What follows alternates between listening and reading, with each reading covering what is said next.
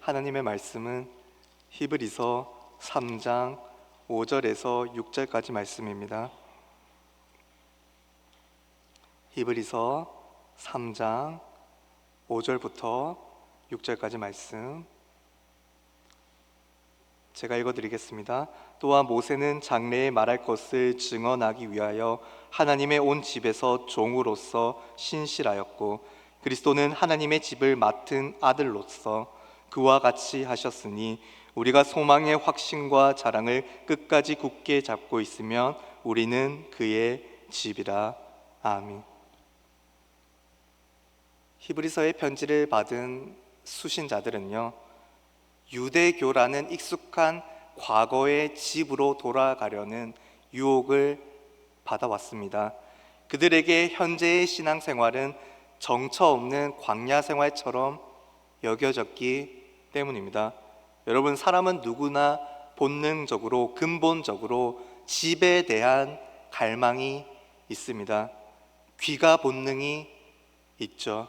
아무리 늦게까지 밖에서 놀더라도 머릿속에는 집으로 돌아가는 것에 대한 생각이 계속해서 떠오르죠.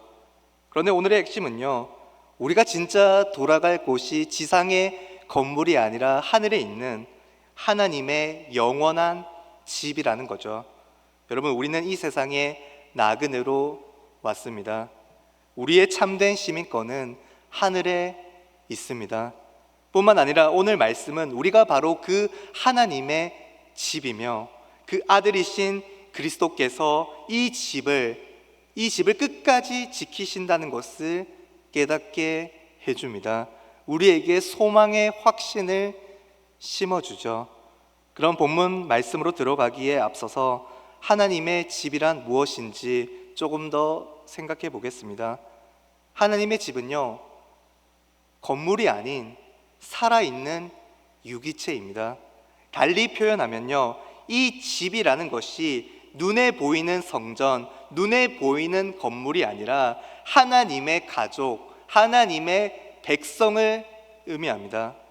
여러분, 하나님은 돌 속에 거하지 않으시고 그분의 구속 사역을 통해 부름받은 자들, 즉 택함 받은 자들 속에 거하십니다.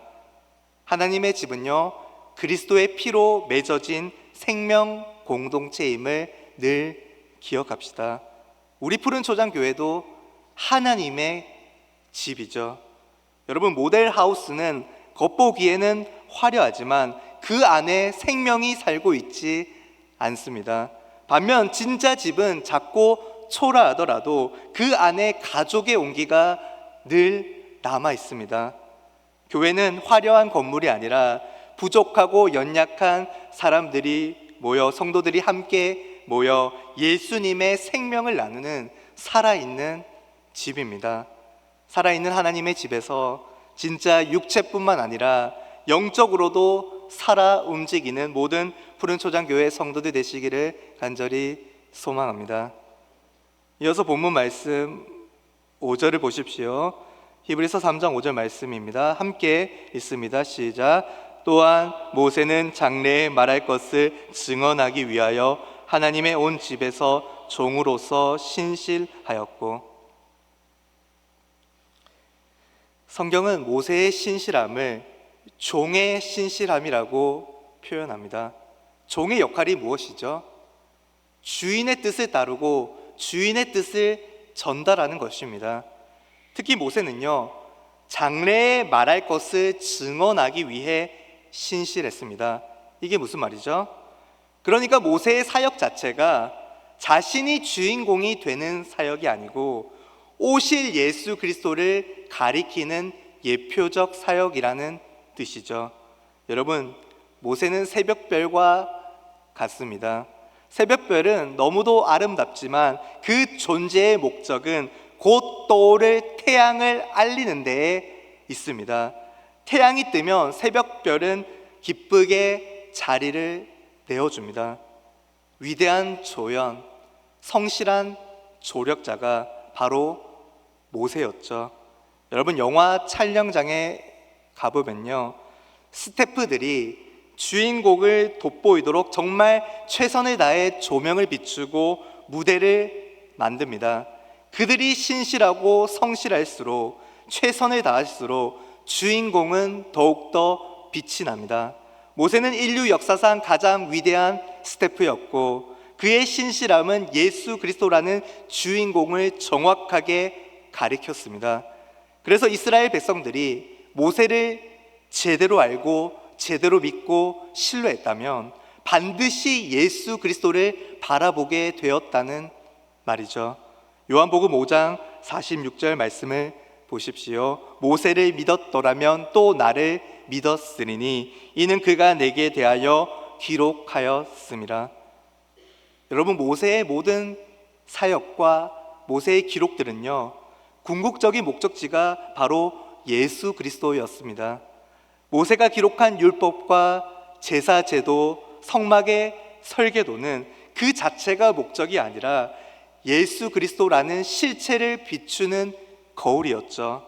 만약 모세를 참되게 믿는 자라면, 모세를 참되게 믿는 이스라엘 백성이라면 모세가 손가락으로 가리키고 있는, 모세가 처음부터 끝까지 손가락으로 가리키고 있는 예수님을 당연히 알아보고 당연히 믿어야 한다는 논리입니다. 여러분, 히브리서 3장 5절에서 모세가 장래에 말할 것을 증언하기 위하여 신실했다고 했습니다.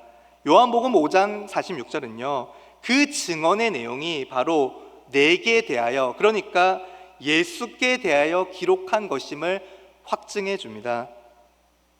모세의 글은 마치 오지 않는 연인을 기다리며 쓴 긴 편지라고 할 수 있죠. 편지를 읽으면서 감동받았다고 말하면서 정작 편지의 주인공인 예수님이 눈앞에 나타났는데 몰라본다면 그것은 편지를 제대로 읽은 것이 아닙니다. 유대교 전통에 머물러서 예수님을 거부하는 것은 모세의 글이 적힌 종이의 질감만, 그리고 잉크의 냄새만 집착하고 정작 편지를 보낸 분의 마음, 편지 속의 중요한 내용은 외면하는 것과 같습니다. 여러분, 오늘 본문 6절 말씀을 이어서 보십시오. 히브리서 3장 6절 말씀을 다시 한번 함께 읽습니다. 그리스도는 하나님의 집을 맡은 아들로서 그와 같이 하셨으니 우리가 소망의 확신과 자랑을 끝까지 굳게 잡고 있으면 우리는 그의 집이라. 여러분, 종은요, 모세와 같이 이 이스라엘 집의 종은요, 집의 일부이지만 아들은 집의 주인입니다. 모세는 하나님의 집에서 설계도를 맡아서 관리하는 비서였지만 예수님은 그 설계도를 직접 그리시고 집을 지으신 상속자이십니다. 예수님의 권위가 언제나 모세의 권위 위에 있죠. 여러분, 예수님은 집을 맡은 아들입니다. 하나님의 집의 장자로서 예수님은 자기 피로 산 백성들을 끝까지 보존하십니다. 여러분, 그리고 6절 말씀에 조건문이 나오는데요, 우리가 소망의 확신과 자랑을 끝까지 굳게 잡고 있으면, 이 말은요, 인간의 노력을 강조하는 말이 아니라 이와 같은 것들이 참된 신자에게 나타나는 반드시 나타나는 필연적인 열매임을 강조하고 있는 것입니다. 믿음과 행위의 관계와 비슷한 거죠. 행위를 통해서 믿음이 자라나거나 구원이 결정나는 게 아니라 예수님을 제대로 믿는 자들은 당연히 구원의 확신을 가지고 거룩한 행동, 거룩한 행위라는 믿음의 열매를 합당하게 맺게 되는 것이죠. 우리가 예수님을 제대로 바라보고 제대로 알고 제대로 믿는다면 우리는 소망과 확신과 자랑으로 충만하게 되는 것이죠. 그리고 여러분, 우리는 때로 참고 견디는 존재로 이 땅을 살아가는데요, 그런데 이 그리스도인의 견딤은요, 막막한 인내가 아니라 확실한 결말을 아는 자의 자랑스러운 인내라는 것입니다. 하나님 나라에 대한 소망은 우리를 부끄럽게 하지 않습니다. 이 땅에서도 더욱 당당하게, 담대하게, 활보하게 만들죠. 여러분, 폭풍우가 치고 있는 바다 위에 지금 서 있다고 생각해 보십시오. 바람도 세차게 불고 우리가 탄 배도 흔들리고 있다면 배 안에 있는 사람들은 두려움에 떨게 될 것입니다. 하지만 그 배의 선장이 왕의 아들이고 그 배가 절대로 침몰하지 않는다는 확실한 보증이 있다면 그 두려움은 소망으로 바뀌게 됩니다. 배가 폭풍우를 지나 반드시 평화로운 땅에 도착할 것이라는 기대를 안게 되는 거죠. 여러분, 우리는 우리를 지키시는 하나님의 아들 예수님 때문에 언제나 안전합니다. 히브리서 기자는 오늘 본문에 결론적으로 선포하는데요, 우리는 그의 집이라. 여러분, 우리는 예수 그리스도께서 거하시는 예수 그리스도의 집입니다. 만물의 주인이신 예수님이 내 안에 거하신다는 사실이 우리의 유일하고도 완전한 자랑이 되어야 할 줄 믿습니다. 말씀을 정리하겠습니다. 여러분, 모세는 하나님의 집에 신실한 종으로 열심히 섬겼지만 예수님은 하나님의 집의 아들로서 우리를 실제적으로 다스리십니다. 우리가 소망을 굳게 붙잡고 살아가면요, 우리 자신이 바로 하나님이 거하시는 영광스러운 처소가 됩니다. 우리는 움직이는 성전, 곧 성령의 전이죠. 성령의 전은 거룩하고 깨끗해야 합니다. 그러므로 우리는 건물을 관리하듯, 건물을 청소하듯 우리 마음의 성전을 잘 관리해야 합니다. 불평과 의심의 먼지를 털어버리고 감사와 확신의 등불을 켜도록 노력합시다. 그리고 여러분, 오늘 설교를 마무리하며 인생이라는 긴 여행길에서 꼭 기억해야 할 단어 하나를 마음속에 새기고자 합니다. 그것은 바로 집, 홈 스위트 홈, 그러니까 즐거운 나의 집이라는 노래가 있는데요, 그 노래에 유명한 가사가 있습니다. 바로 이것이죠. 즐거운 곳에서는 날 오라 하여도 내 쉴 곳은 작은 집, 내 집뿐이리. 이 노래말은요, 동서고금을 막론하고 우리 모두의 가슴을 울립니다. 아무리 화려한 호텔에 머물러 근사한 여행지에 있더라도 결국 저녁이 되면 우리가 돌아가고 싶은 곳은 바로 내 집입니다. 여러분, 우리의 정체성 중 하나가 바로 하나님 나라의 나그네입니다. 이 땅은 우리가 영원히 머물 정착지가 아니죠. 잠시 지나가는 여행지입니다. 그렇다면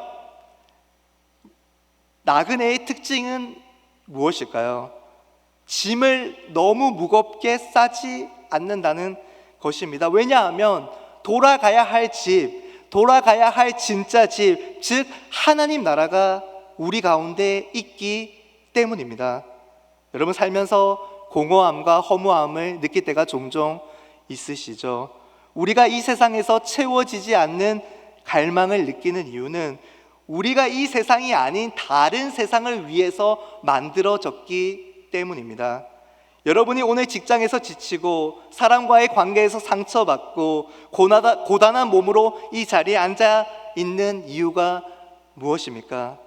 이 땅이 우리가 영원히 쉴 집이 아니기 때문입니다. 기억합시다. 우리에게는 우리가 돌아올 때까지 불을 환하게 켜놓고 기다리시는 하늘나라의 아버지의 집이 있습니다. 아들이신 예수님이 먼저 가셔서 완벽하게 준비해 두신 집 말입니다. 여러분, 우리가 어린 시절 밖에서 흙탕물을 뒤집어 쓰고 신나게 놀다가도 걱정이 없었던 이유가 무엇입니까? 집에 가면 따뜻한 물이 있고 나를 씻겨줄 어머니가 계시고 갈아입을 깨끗한 옷이 있다는 것을 알았기 때문입니다. 우리의 거룩한 일상생활도 이와 같습니다. 오늘 세상에서 조금 억울한 일을 당해도 거룩하게 살려다가 손해를 보아도 괜찮습니다. 조금만 있으면 집에 간다. 집에 가면 주님께서 다 닦아주시고 주님께서 다 갚아주신다. 이 확신 하나가 있으면, 이 소망 하나가 있으면 우리는 오늘을 다시 웃으면서 견디고 인내할 수 있습니다. 여러분, 그리고 천국 본향으로 돌아가는 길에 나그네는요 품격을 지니고 있는데요, 나그네가 품위를 지니고 있는 이유는요, 품위를 지키는 이유는요, 자신이 어디 소속인지를 정확하게 알기 때문입니다. 그러므로 성도 여러분, 이번 한 주간 세상이라는 광야를 걸으실 때 고개를 떨구지 맙시다. 여러분은 집이 없는 방랑자가 아니라 가장 좋은 집으로 귀가하고 있는 왕의 자녀들입니다. 우리가 돌아갈 그 달콤하고 영광스러운 집을 소망하며 이 땅을 살아갑시다. 그 소망이 지친 저와 여러분의 어깨를 세워주고 다시 거룩한 일상을 살아낼 용기를 넉넉하게 더해줄 것입니다. 천국 본향에서 우리 주님이 우리를 환영하며 안아주실 그날을 고대하며 오늘 또 힘차게 믿음의 발걸음을 일상 가운데 한 걸음 한 걸음 내딛는 모든 귀한 푸른 초장 교회 성도들 되시기를 간절히 소망합니다. 이 시간 찬송하고